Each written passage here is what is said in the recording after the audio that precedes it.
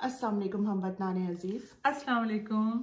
आज हम रिव्यू करेंगे जो लास्ट पूरे हफ्ते बेटियां के एपिसोड्स आए और आज जो फाइनल एपिसोड एयर हुआ है, सो द होल वीक और leading up to the final episode. आपको कैसा लगा फाइनल एपिसोड? बहुत अच्छा, बहुत इसका इख्तिताम सारी चीज़ों का बहुत अच्छा दिखाया है। सारे कैरेक्टर्स को बहुत एक नुक्ते पे लेके आए जहाँ पर सब एक दूसरे के साथ बहुत मोहब्बत से और इमोशनली एक दूसरे के साथ बहुत इन्वॉल्व हो गए हैं। जो नेगेटिव कैरेक्टर थे, फिजा की सास, ससुर, आयशा की ससुर और अनम की सास। अनम की सास तो खैर बहुत पहले उन्होंने एहसास कर लिया था कि बहू बहुत अच्छी है, लेकिन उसी एक मिसहैप हुआ कि उनके बेटे की डेथ हो गई। लेकिन उसके साथ अभी तक अनम की सास का जो बिहेवियर है अनम के साथ, वो बहुत मोहब्बत वाला है और वो और ज़्यादा क्लोज हो गई हैं उस बच्ची के, और बहुत अच्छा लगा।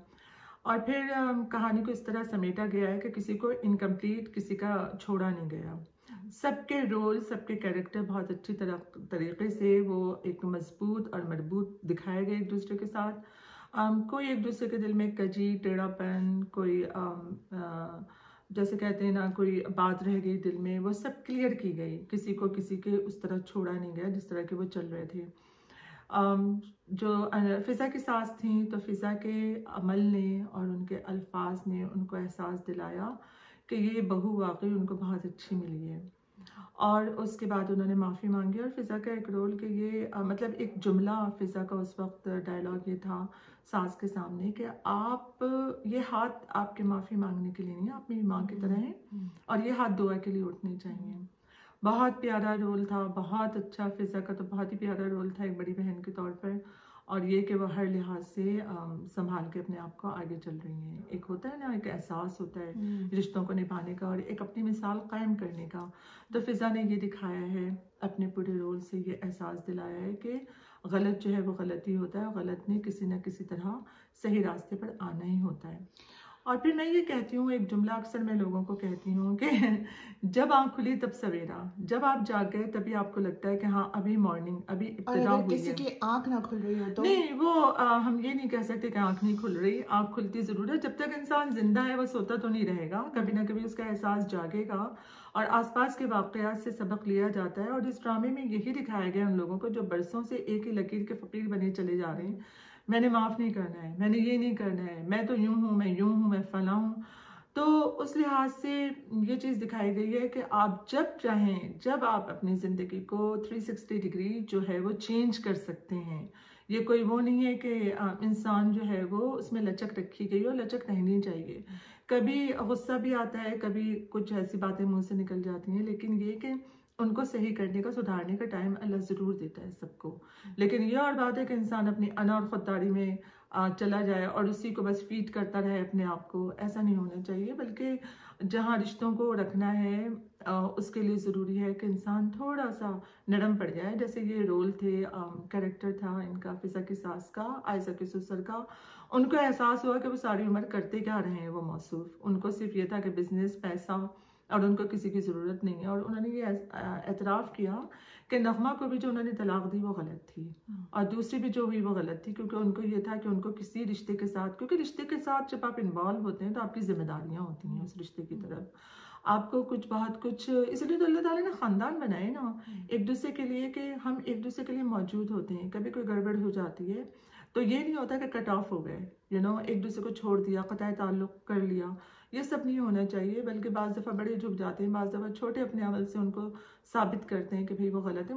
मुँह से नहीं कहते, कि डायलॉग्स नहीं होते कि जी आप गलत हैं, मगर छोटों का, दूसरों का, रिश्तों का अपना अमल जो है रिश्तेदारी में, वो एक दूसरे को एहसास दिलाता है कि वो गलत थी। अच्छा, आई थिंक कि जो इसमें दिखाया है कि अनम की सास, फिज़ा की सास और आयशा की जो ससुर हैं कि उनको एहसास होता है और वो सही हो जाते हैं, ये इन्होंने बहुत पॉजिटिव मैसेज दिया है।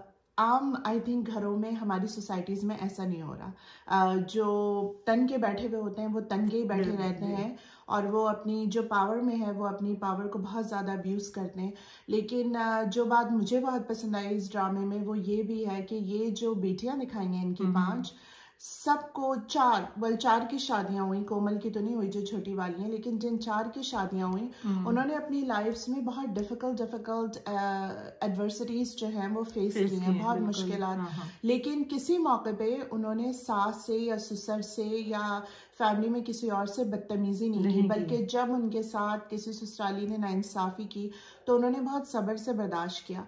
आजकल ये एक आम ट्रेंड है कि लोग तैयार होके लड़कियां जो हैं वो ससुराल पहुंचती हैं कि बस उनका ये होता है कि उन्होंने शौहर को अलग करना है और बस उनको शौहर मिल जाए और उसके सारे घर वाले जो हैं वो कहीं गायब हो जाएं मैजिक वॉन्ड की तरह। तो इस तरह से तो नहीं हो सकता। तो ये आई थॉट कि was a very positive message कि वो लड़कियां बहुत घुल मिल के ससुराल के साथ रहीं, और जहाँ जहाँ उनके सास ससुर ने उनसे माफ़ियाँ मांगी तो उन्होंने ये भी कहा कि प्लीज़ आप माफ़ी नहीं मांगे, आप बुजुर्गों की जगह हैं। उन्होंने ये नहीं कहा कि इनको अपने सामने झुकाना है। और फिर इसमें ये दिखाया गया कि उनको उस बर्दाश्त का और अच्छे बिहेवियर का बहुत अच्छा रिवॉर्ड भी मिला है टुवर्ड द एंड, राइट। तो ये चीज़ इसमें बहुत ज़्यादा इसमें पॉजिटिव दिखाई गई है। एंड आई थिंक कि क्योंकि ड्रामे का मैसेज इतना पॉजिटिव है तो अब तक ये कहते आए हैं कि ड्रामे ऐसे बनाएं कि सोसाइटी की वो हेल्प आउट करें।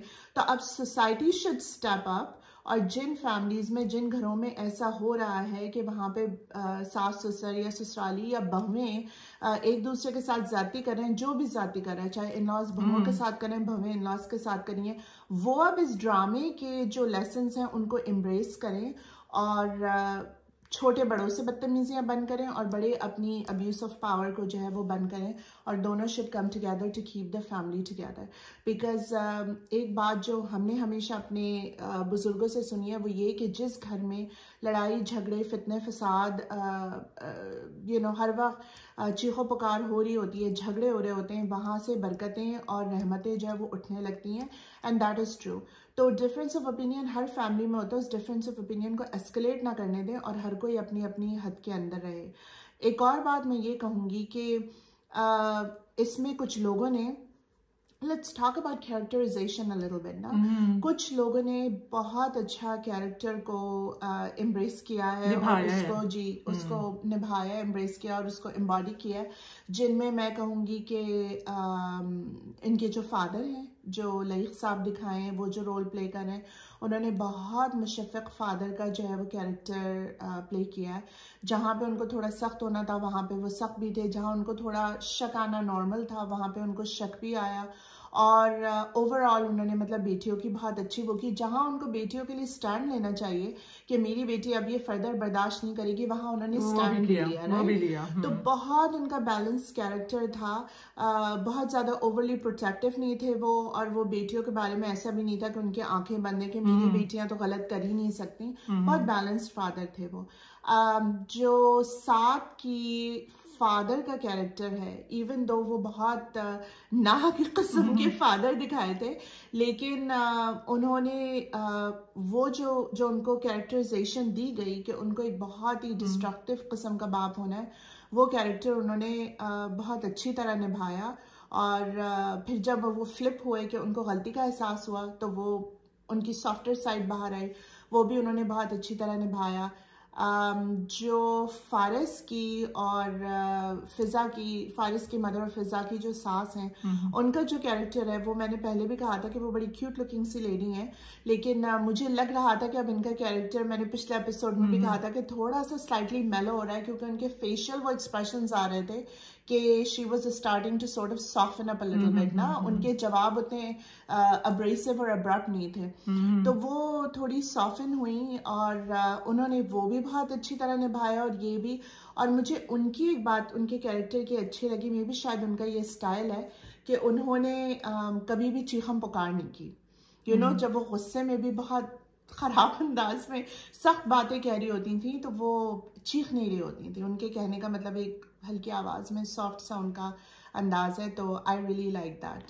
बहुत मुश्किल होता है कि एक इंसान इतना लाइवली हो। जहाँ तक मैंने जानती हूँ वो बहुत ही लाइवली से खातून है, ठीक है ना, लेकिन उनको हर वक्त इस तरह स्ट्रिक्ट रहना, टाइट रहना, चेहरे पे ये इतने तासुरात रखना आसान नहीं है, बहुत मुश्किल है।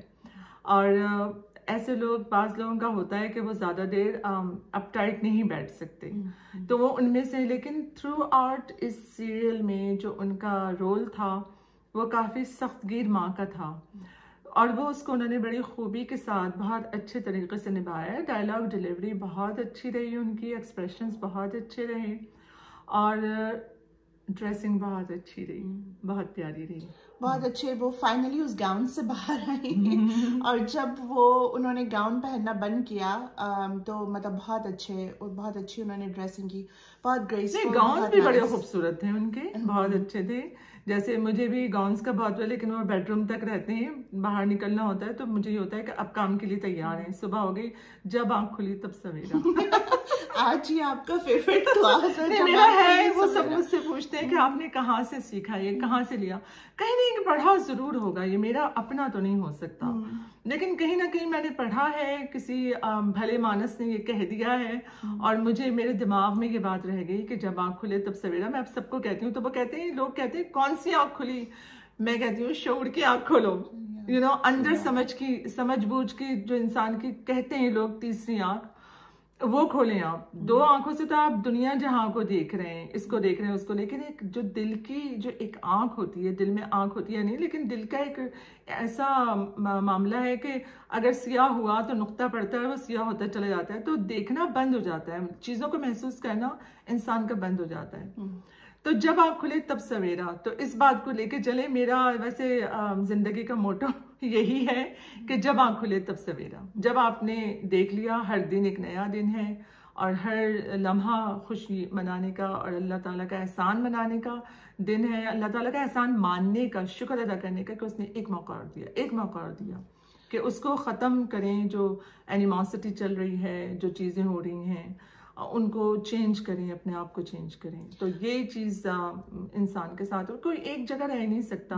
जैसे एक हदीस में है कि अगर तुम लोग कोई गुनाह ही ना करो तो मुमकिन है कि अल्लाह ऐसी कौम को ले आए जो गुनाह करे, फिर अल्लाह से रुजू करे। गुनाह करे तो ये चीज़ आपको क्या बता रही है कि आप गलती करेंगे, कुछ होगी गड़बड़, लेकिन आप उसको दोबारा से उसको चेंज कीजिए, अपने आप को चेंज कीजिए। लोग डिप्रेशन में बैठ जाते हैं, उदास हो गए, डिप्रेशन हो रहा है, एक मुंह बना हुआ है, लेकिन उसके बाद आपको क्या है, डिप्रेशन इसलिए हो रहा है कि अल्लाह ताला चाहता है कि आप चेंज करें अपने आप को, उस चीज़ से निकलें, वो जो गम की और मायूसी की कैफियत है उससे बाहर निकलें।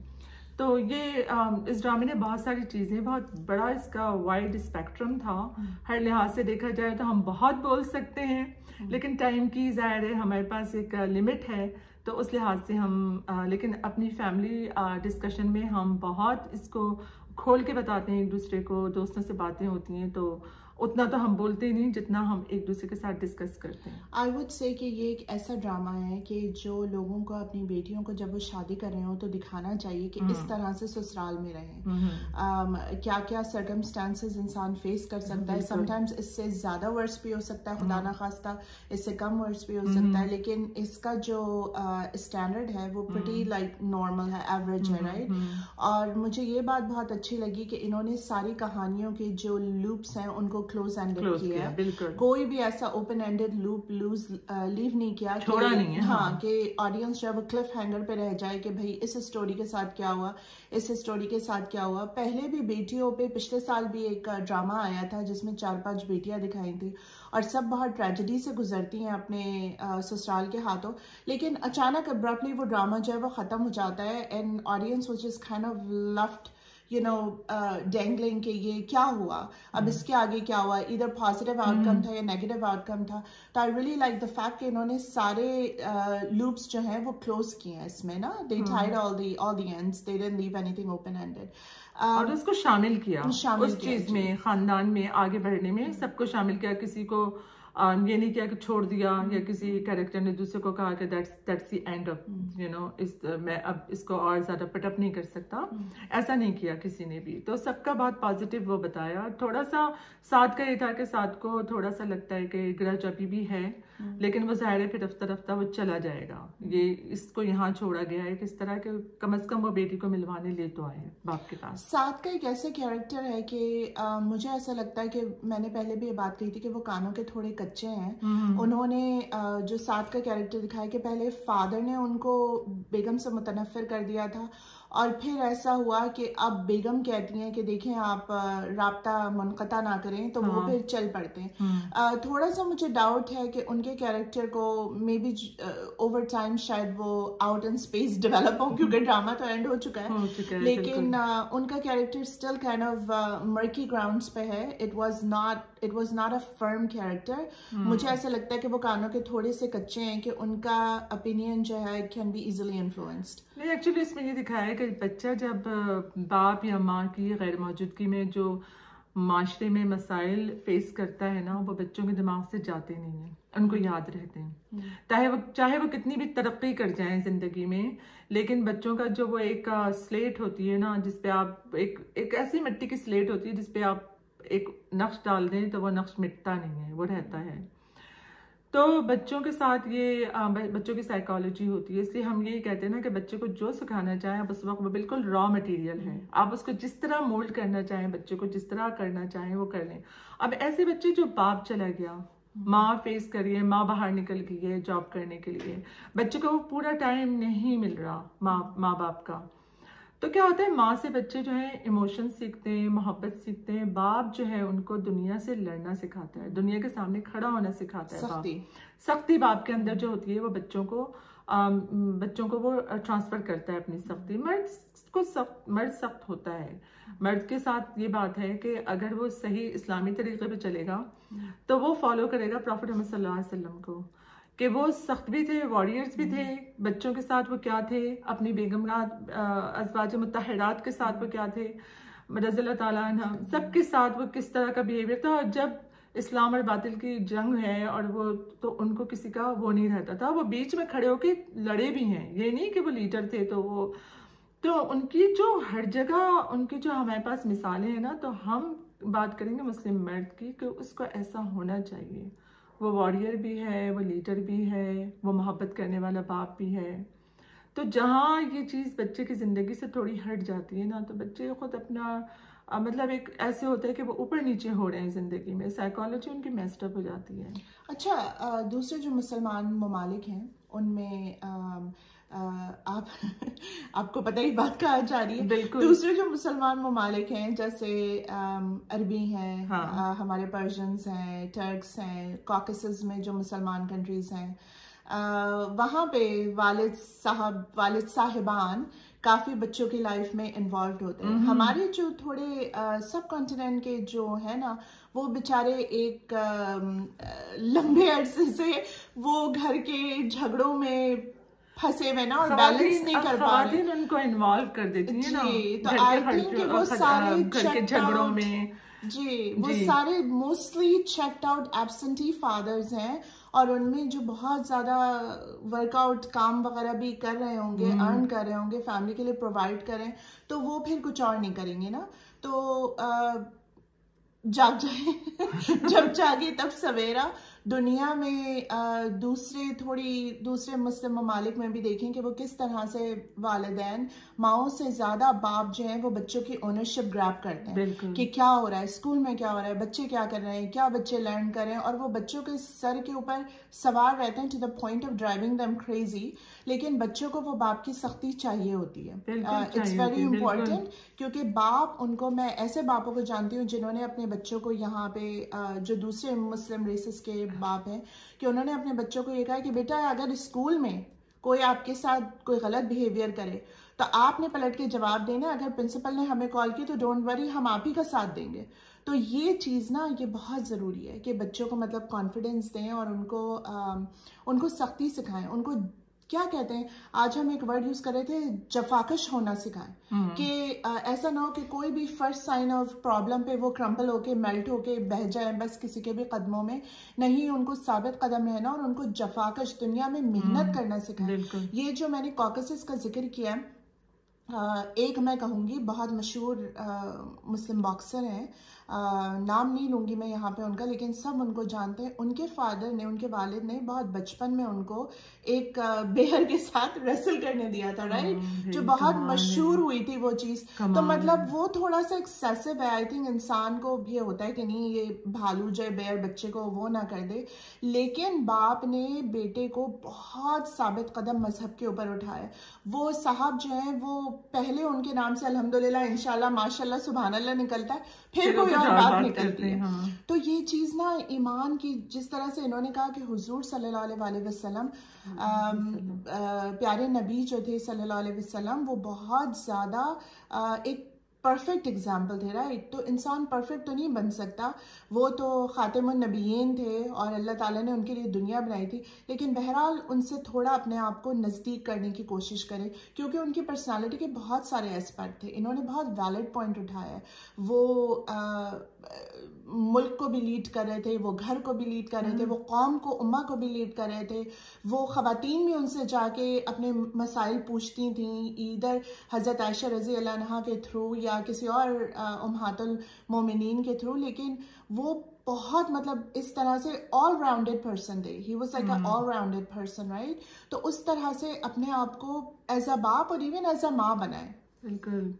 तो ये है कि बहुत अच्छा ये ख़त्म हुआ है। आगे से सोसाइटी, उन्होंने तो ड्रामा बना दिया अपना टाइम लगा के, और रिव्यूज़ उन्होंने सुने ज़रूर होंगे, और बहुत अच्छा ड्रामा था, बहुत शानदार था। और ख़ास तौर पे हमारे माशरे में जहाँ बेटियाँ पैदा होती हैं तो एक हुई तो कहते हैं चलो भाई ठीक है, 5-5 बेटियाँ। मैं एक घराने को जानती हूँ, उनकी 9 बेटियाँ थीं, मगर उन 9 बेटियों को उन्होंने इतना अच्छा उनको तालीम दी। उनको हर बेटी एक कोई डॉक्टर बनी, कोई बाहर चली गई, वहाँ से उसने अपना बिजनेस सेट किया। माँ बाप ने इतना कॉन्फिडेंस दिया उन बेटियों को कि उनको बेटे की कमी महसूस नहीं हुई। अब वो कहते हैं कि मेरी 9 बेटियां नहीं है, 9 बेटे हैं। बेटों की तरह वो अपनी ज़िंदगी में भी वो बहुत अच्छी जा रही हैं। और मतलब ये कि माँ बाप के साथ भी ज़ाहिर है, अब माँ बाप उनके पाकिस्तान में हैं, लेकिन मजाल है कि वो बेटियां दूर रह के भी माँ बाप का बड़ा ख्याल करती हैं, क्योंकि वो पाकिस्तान आके रह नहीं सकती, मगर उन्होंने जो इंतज़ामात किए हैं माँ के लिए, बाप के लिए, वो काबिल तारीफ़ हैं। तो ये होता है कि इंसान औलाद ही होना ना बहुत मुश्किल चीज़ है। इसमें दिखा दिया गया है कि एक वक्त आया था कि फ़िज़ा को उन्होंने कह दिया कि वो कंसीव करना उनका मुश्किल है, लेकिन देखें आप कि उसमें भी ये बता दिया है कि जिन लोगों को औलाद नहीं हो रही तो उनके लिए बता दिया है कि आप इलाज करवाएं, इलाज मुमकिन है। यू नो, ऐसे ऐसे लोग, बच्चे अब हो रहे हैं लोगों के कि वो माशाल्लाह, मतलब मेडिकल साइंस कहाँ तक पहुँच चुकी है। तो इससे शर्माने की ज़रूरत नहीं है, बल्कि इलाज होना चाहिए, और हस्बैंड का और वाइफ का दोनों का चेकअप होना चाहिए कि कहाँ ये, क्योंकि इंसानी जिस्म है, हर कोई परफेक्ट नहीं होता, यू नो। तो उसमें ये बहुत अच्छी पॉजिटिव चीज़ दिखाई है उन जोड़ों के लिए कि वो अभी भी कोशिश कर सकते हैं। फिर दुआ है, सारे लोग ख़ानदान में खुलूस दिल से उनके लिए दुआ कर रहे हैं। तो फिर पता चल गया है कि अब उनको माशाल्लाह वो बता रहे हैं कि वो एक्सपेक्ट कर रही हैं। एंड में यही दिखा है। तो जो लोग, जिनको औलाद हो गई है, जिनको नहीं हुई है वो तो कोशिश करें ना अभी, जिनको हो गई है और वो औलाद की वैल्यू नहीं कर रहे, तो खुदारा जाग जाए, आंखें खोल लें अपनी, और उस औलाद को अपना एक कीमती असासा समझें। अगर औलाद को सही से तरबियत दी गई तो ना सिर्फ वो जिंदगी में बल्कि मरने के बाद भी वो सदका जारिया है सबके लिए। अब वो बच्चा जिस के साथ अच्छाई करेगा तो वो आपके नाम से उसका अजर आपको भी मिलेगा, ना कि उनके अजर के भी, जिनको बढ़ रहा है उनके अजर में भी कमी नहीं होगी। तो ये औलाद को अपना वो, अच्छा ये इसका ये मतलब नहीं कि औलाद को कैप्चर करके रखें, नहीं, औलाद को एक अच्छे सेहतमंद माहौल में पालने की कोशिश करें और औलाद को अच्छे ट्रेड्स दें, अच्छी ट्रेनिंग करें, उनको अच्छी बातें सिखाएं, ताकि वो जहाँ जाए नेकी के शाखें उनसे फैलें। ये है सारा। बिल्कुल। और ये जो बात है ना कि औलाद ना होने को बहुत बड़ा इशू बना लेना, ये ऐसा नहीं करना चाहिए।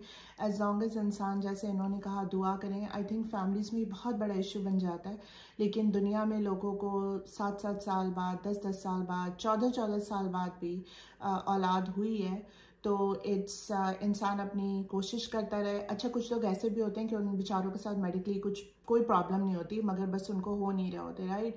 तो दुआ, और अगर दवा की ज़रूरत है तो इलाज भी करवाएं, लेकिन अगर इलाज की ज़रूरत नहीं है, एवरीथिंग इज़ फाइन, लेकिन उनको फॉर व्हाट एवर रीज़न नहीं हो रहा है, तो दुआ करना भी बहुत ज़रूरी है। अल्लाह ताला से इंसान हमेशा अच्छे की उम्मीद रखे। और बाकी ये है कि देखें, ये चीज़ बिल्कुल अल्लाह के हाथ में है। तो मुझे ये बात बहुत अच्छी लगी कि फ़िज़ा की जो सास और ससुर वगैरह हैं वो इस बात को बहुत बड़ा इशू नहीं बनाते, बिकॉज़ ये ऐसी चीज़ है कि ये किसी इंसान के हाथ में नहीं है। कोई खुद ये चीज़ अपने हाथ में नहीं ले सकता। अगर अल्लाह की रज़ा है तो होगी, नहीं है तो लोगों को नहीं होगी।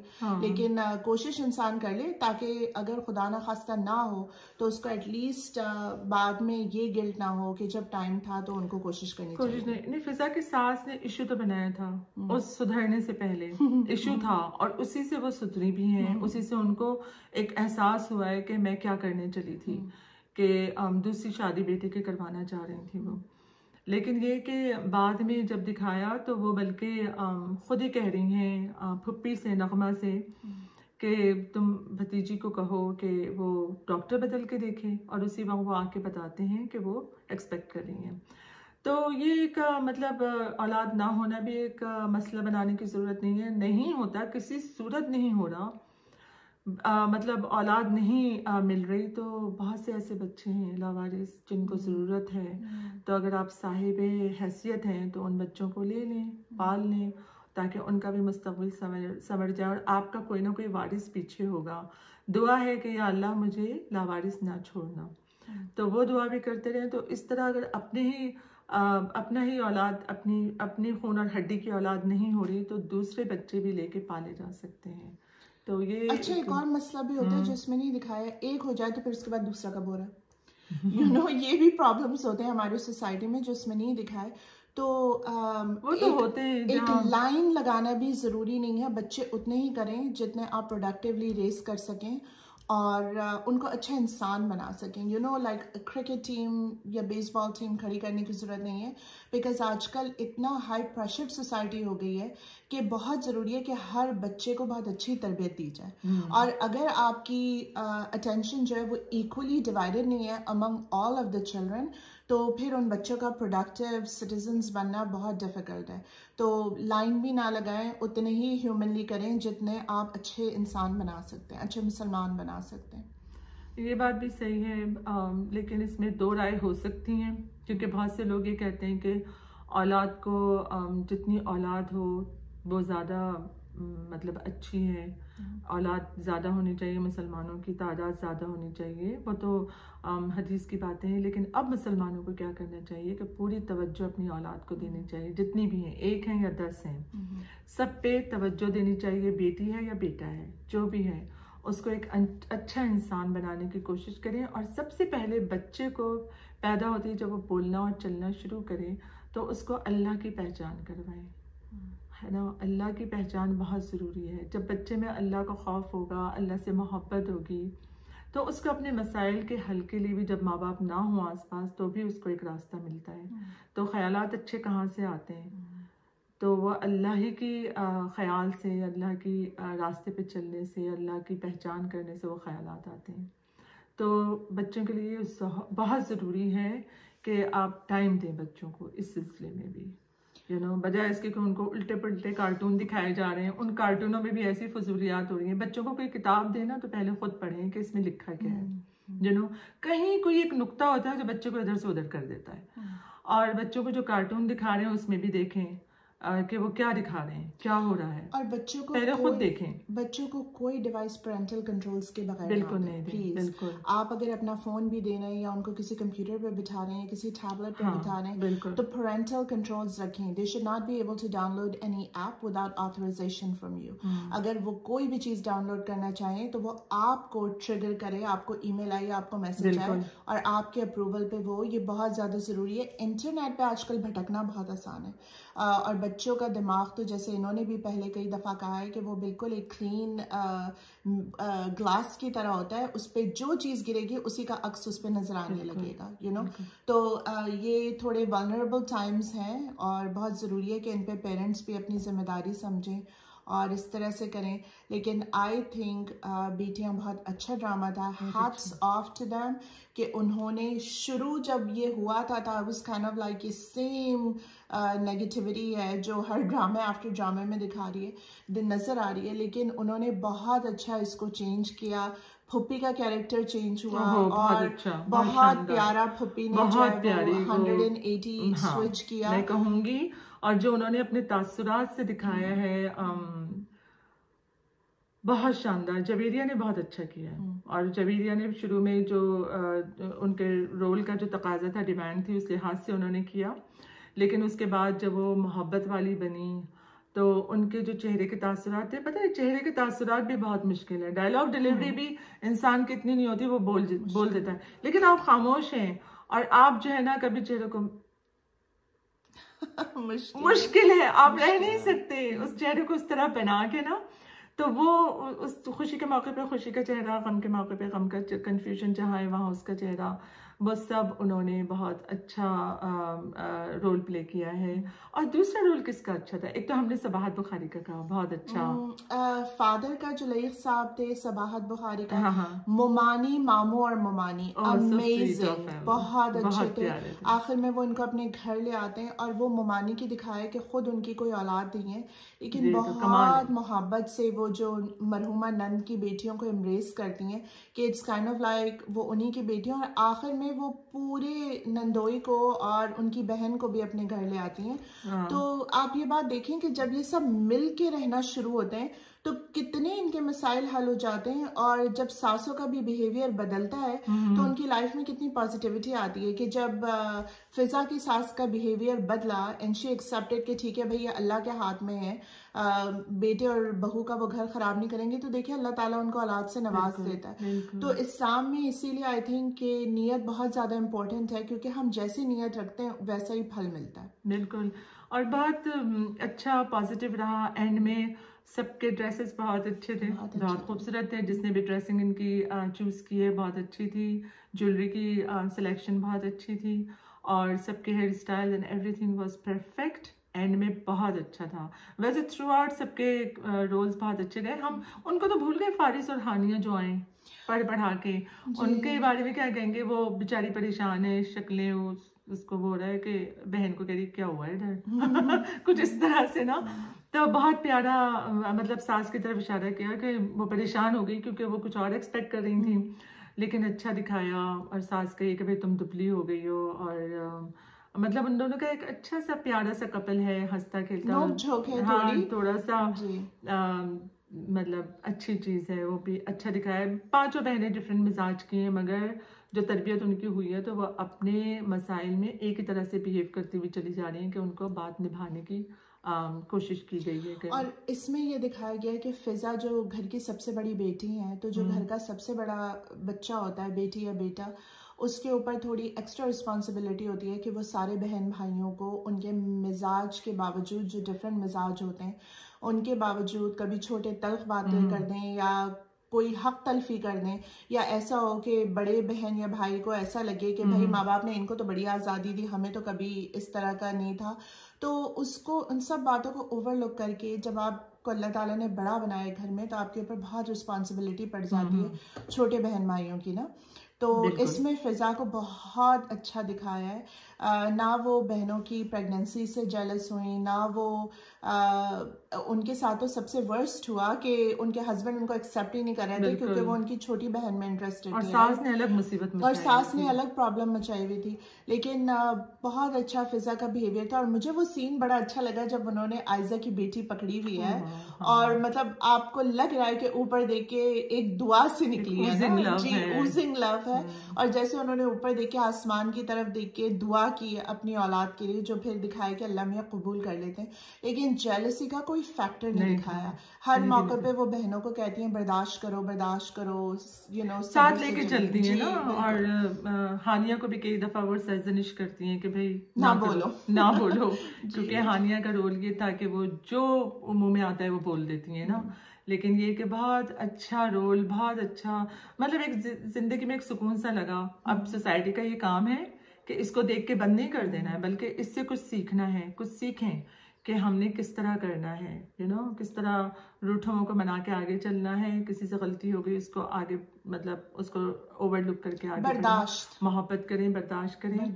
और ये है कि मतलब अपने रवैये से सबको अपना क्या कहेंगे, गर्विदा बना के रखें। तो इसी में है मिठास है रिश्तों में। अल्लाह यानी जब रिश्ते बनाए हैं तो ससुराल बनाए, मैके बनाए, रिश्तेदारियाँ की हैं, तो इंसान अकेला तो नहीं रह सकता। और उसमें साथ के फादर को एहसास हो गया कि वो कहते हैं अपने आप से कि मैंने क्या किया, अकेला ही जो है। जैसे अभी खैर छोड़ें उसको, वो कंट्रोवर्शियल बात सी हो जाएगी, किसी का नाम आ जाएगा। लेकिन ये कि हाँ, एक दूसरे को, बहुत सी लड़कियां आजकल कह रही हैं कि हम शादी नहीं करेंगे, लड़के कह रहे हैं हम शादी नहीं करेंगे। वो एक अलग किस्म का, वो अलग किस्म का चक्कर चल रहा है सब तरफ के हमने ये नहीं करना है क्योंकि शादी क्या है, मुसीबत है, बच्चे पालो, ये करो वो करो। लेकिन एक मौके पे इंसान को होता है कि क्या कुत्ते बिल्लियों के साथ इंसान एंड अप होगा कि कुत्ते पाल लेते हैं, बिल्लियां पाल लेते हैं कि ये हमारे साथी हैं। बच्चों को जो है डायपर बांधते हैं, कुत्ते बिल्लियों को बाहर ले जाते हैं पॉटी करवाने के लिए।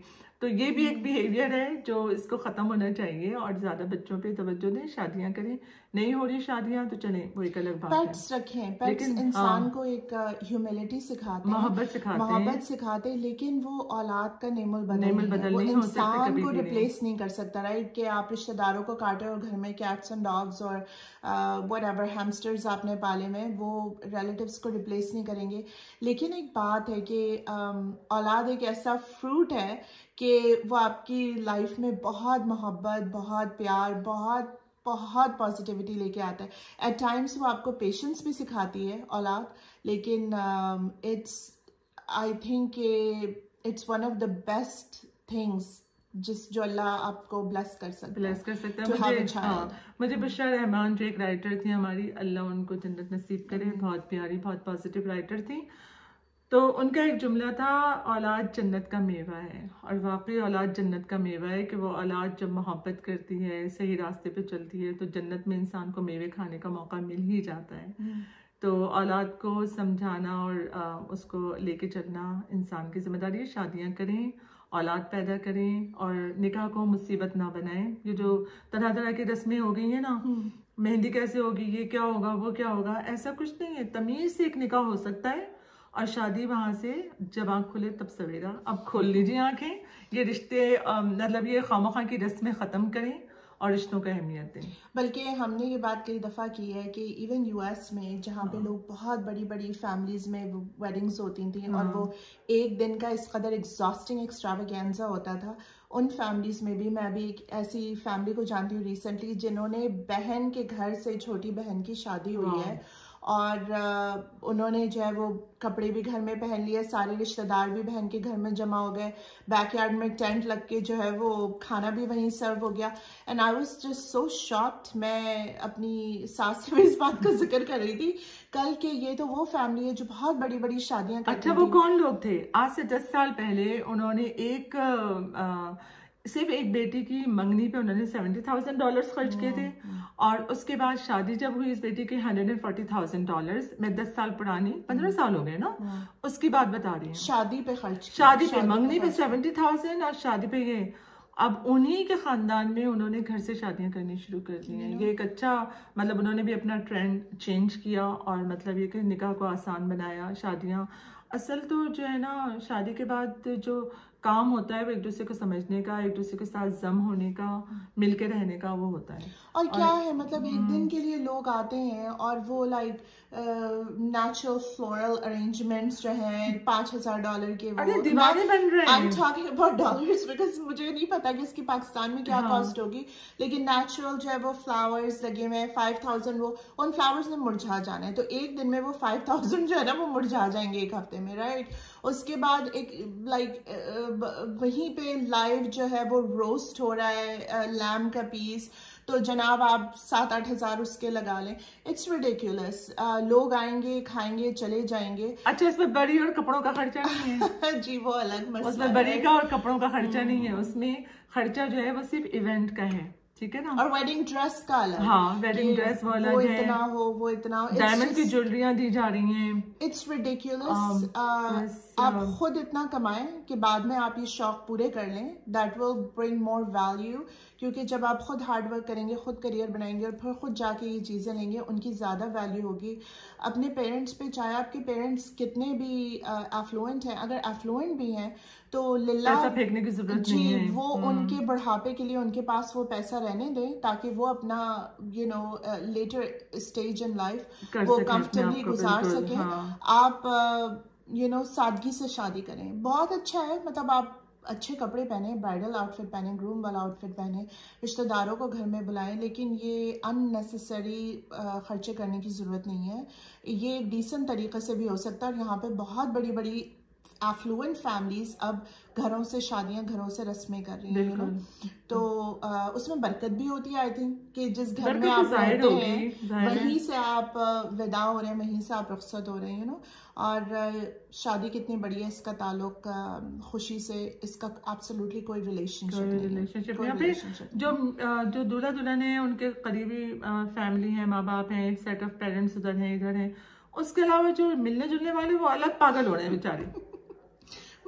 तो उनके घर में अलग खर्चे बढ़ रहे हैं कि उन्होंने मेहंदियां देनी है, खाला ने एक मेहंदी देनी है, तो ढोलकियां चल रही हैं कि ढोलकियां इतनी खराब शुरू हुई हैं। ढोलकियों को खत्म करना चाहिए। वो ढोलकी दे रही हैं, वो ढोलकी दे रही हैं। आप बल्कि शादी के बाद दूल्हा दुल्हन को तमीज से बुलाएं, खाना खिलाएं, उनको खत्म करेंगे। पुराना रवाज चल रहा था ना कि दूल्हा दुल्हन को, दामाद को और सास बहू को, सास को नहीं, दामाद और बहू जिसके भी होते हैं फैमिली में जाके वो उनको इनवाइट किया जाता था कि भाई ये फैमिली है, एक एक्सटेंडेड फैमिली है लड़की की, वो लड़के की एक्सटेंडेड फैमिली, इस तरह कुछ होता था।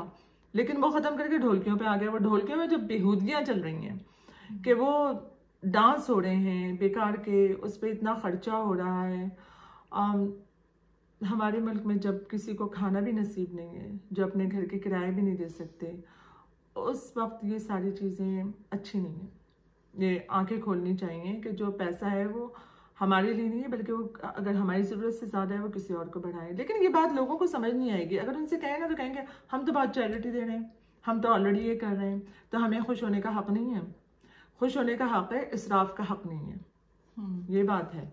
तो हम बेटियों के इससे एंड से और थ्रू आउट जो बेटियां चला है उससे बड़े खुश हैं। अच्छा, अल्लाह का शुक्र है कि एक अच्छा सीरियल इन्होंने बनाया है, और ज़रूर हम ड्रामों पे अपने रिव्यू देते रहेंगे, क्योंकि हम ये समझते हैं कि ये ड्रामे हमारी सोसाइटी के सुधार का ज़रिया बहुत अच्छा बन सकते हैं। और इसमें ये दिखाया है कि मतलब उन्होंने अपनी बेटियों की शादियां मुतवस्सित तरीके से, बहुत अच्छे तरीके से की हैं। बहुत जब वो फादर उनके अनएम्प्लॉयड हो गए थे तो उन्होंने बहुत ही सलीके से की। अनम का ड्रेस बहुत सिंपल था। और एक बात मैं बार बार ये बात कहती हूँ कि जो हमारे यहाँ कॉन्सेप्ट है कि जो जितने बड़ी जगह शादी होगी, जितना बड़ा इशाया होगा, जितने लोगों का झमघट्टा जमा होगा, जितना एक्सपेंसिव शादी का ड्रेस होगा या ज्वेलरी होगी, वो ये शो करेगी कि भाई लड़की की बहुत वैल्यू है और वो बहुत खुश है।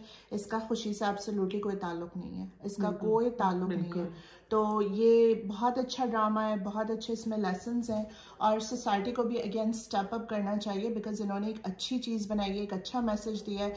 वो सास बहू के नेवर एंडिंग झगड़ों से हट के इन्होंने इसमें लोगों को सोल्यूशन बताया है। तो सोसाइटी को भी इसको एम्ब्रेस करना चाहिए, और ऐसे लोग जिनकी बेटियों की शादियां अपकमिंग हैं, उनको आई वुड रिकमेंड कि वो अपनी बेटियों को ये ड्रामे दिखाएं कि how to go and be patient. ससुराल में किस तरह से ससुरालियों को डील करें, क्योंकि वहाँ जगह बनाने में ना थोड़ा टाइम लगता है और एफर्ट डालना पड़ता है। If you want a good life you have to put in effort.